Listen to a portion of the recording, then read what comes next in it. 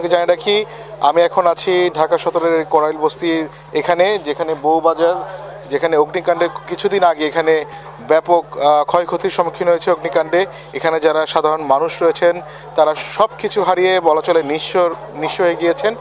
তবে এখানে যারা সাধারণ মানুষ রয়েছেন তারা বলছেন যেহেতু এই করাইল বস্তি এলাকা জুড়েই এখানে কয়েক লাখ ভোটার এখানে বসবাস করেন এবং তাদের ভবিষ্যৎ রয়েছে এবং তাদের যাতে দুবেলা যাতে ঠিক মতন খেতে পারে সেজন্য তারা নিশ্চয়তা চান।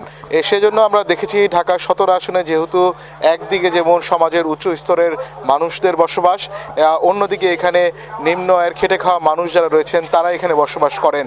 তো সব কিছু মিলিয়ে যারা এখানে প্রার্থী যারা রয়েছেন তারা প্রতিটি বিষয় তারা এখানে বিবেচনা করছেন এবং সাধারণ মানুষের কাছে যাওয়ার চেষ্টা করছেন, নানা ধরনের প্রতিশ্রুতি তারা দিচ্ছেন।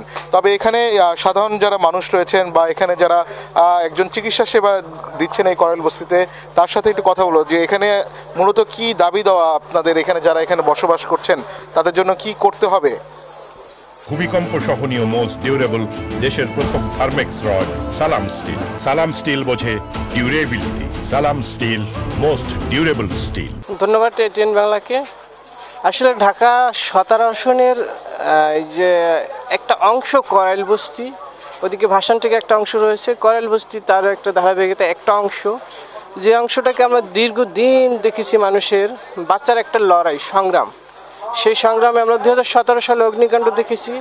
এখন রিসেন্টলি যে অগ্নিকাণ্ড হলো গত 26 তারিখে, এই অগ্নিকাণ্ডের পর এখানে যে মানুষের আজকের যে অবস্থা, আমি যেটা একটু আগে আপনি বলতেছিলেন যে এখানে আসলে আমি স্বাস্থ্য পেশার সাথে জড়িত দীর্ঘ 10 বছর যাবৎ, সেক্ষেত্রে আমার এই স্বাস্থ্যকেন্দ্র দোল স্বাস্থ্যকেন্দ্রের মাধ্যমে আমি যতদূর সম্ভব স্বাস্থ্যসেবা দিয়ে যাচ্ছি। কিন্তু আমার কাছে মনে হচ্ছে এখানে মানুষের জন্য প্রার্থীদের যে কাজটা করা অতীব জরুরি হচ্ছে, নাম্বার 1 হচ্ছে বাসস্থান, খাদ্য এবং স্বাস্থ্য। এই 3টা নিরাপত্তা মানুষের জন্য, প্রার্থীদের জন্য করা খুবই গুরুত্বপূর্ণ। এবং শুনছিলেন এখানে একজন চিকিৎসা সেবার সাথে নিয়োজিত একজনের কথা। এছাড়া এখানে আমরা যারা প্রার্থী রয়েছেন এরই মধ্যে যে জামাতের প্রার্থী রয়েছেন SM খালিদুজ্জামান, এছাড়া স্বতন্ত্র প্রার্থী হিসাবে জহির রায়হানের সন্তান তপুর রায়হান এখানে নির্বাচনে অংশ নেবেন। এরই মধ্যে তারা তাদের নির্বাচনী কার্যক্রম এবং তোড়জোড় চালাচ্ছেন। তবে এখনও এখানে অনেক হিসাব নিকাশ বাকি রয়েছে, যেহেতু এখানে আন্দালি পার্থ বিজেপি থেকে তিনি গরুর গাড়ি মার্কায় নির্বাচনে অংশ নিচ্ছেন।